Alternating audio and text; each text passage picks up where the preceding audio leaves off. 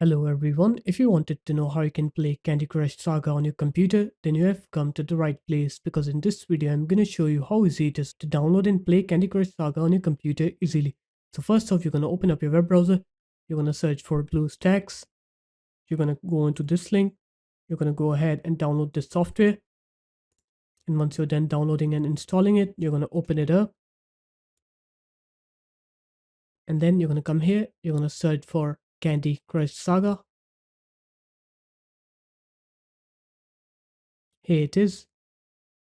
Click Candy Crush Saga here, click install from Google Play, and then here you'll need to log in to your Google account, and once you're done logging in, just click install on here, and then it will start installing on your computer.